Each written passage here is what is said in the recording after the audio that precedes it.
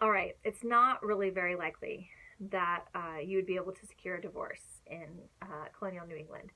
But again, because they need to ensure uh, domestic, peace, make sure they don't get the wrath of God, they did allow. There were some conditions that they allowed for divorce. Over the course of like 50 years, though, there were only like 25 divorces that happened. So, we're talking like one every other year. Really, really rare. You could get a divorce if in cases of desertion. And typically this meant it's not necessarily that somebody deserted somebody. Often it was the man that deserted the woman.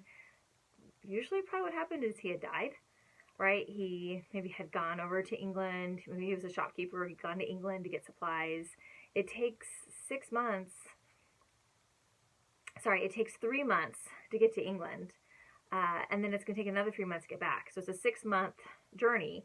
And that doesn't include like the time you're going to spend in England getting the stuff you need. So you could be gone for easily a year. This is, again, you'll later in the module we're going to talk about deputy husbands. This is the reason for deputy husbands, because people could be gone for a long time. You can't just have things stop. So in all likelihood, it wasn't desertion. Probably the person died. They really want to make sure that this person is dead, though. You cannot get a divorce for desertion until 7 years. It has to be 7 years that the person has not been there, and then you could secure a divorce for desertion. And again, you want to think like why, and of course the reason why is they want women producing children. The Puritan population, the New England population, is going to reproduce itself every 25 years.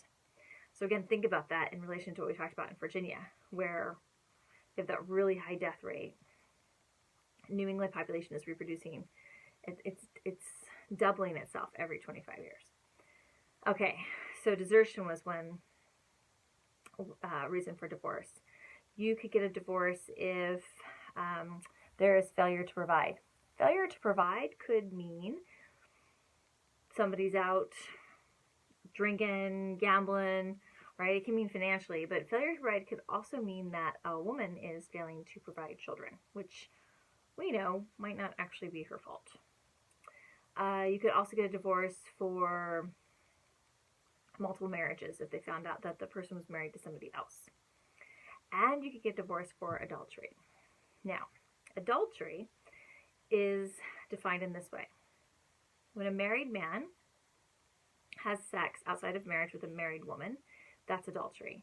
In colonial Massachusetts, it's a capital offense, meaning you could be executed for. We don't have any surviving records of anybody being executed for adultery, but in theory, that's what's written into the law. If a married man has sex outside of marriage with a single woman, that's the crime of fornication, which is not a capital offense. It was usually lashes on the bare back and perhaps a fine. What about a woman?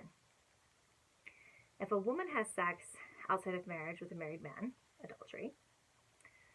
But if a woman has sex outside of marriage with a single man, it's also adultery. So it's always adultery, always a capital offense for her if she's married, but only a capital offense for him if he commits the crime of adultery with another married woman. Now, sometimes students ask, what would happen if he has sex outside of marriage with a single woman and she gets pregnant? Well, she can actually sue for child support. And again, this isn't because the Puritans are all about, like, yay, single parents. This is because they don't want her to become a burden on the community. They want to ensure that she's being taken care of because they don't want to get God's wrath if she's going hungry. So the way this works is she will go before the court before she gives birth and make an oath as to who the father is. So she'll go before the court before she gives birth and says, John Doe is the father of my child. Then, when she goes into labor, Puritans believed at the height of a woman's labor, she could not lie. So the midwife would, at the height of a woman's labor, ask her, who is the father of your child? Having survived childbirth and doing childbirth with no medication or drugs, I would agree that you probably could have asked me anything at the height of my labor, and I probably would have told you anything you wanted to know. So I'm not too sure if the Puritans were too far off here. So the midwife would ask at the height of a woman's labor, who is the father of the child? She would say John Doe. And then the midwife would go to court and swear that the father was John Doe. And the court would accept those words. They couldn't challenge it. He had to pay child support. So this is another way, one of the things we're kind of looking at here is like ways we can see women having agency where they don't really have agency.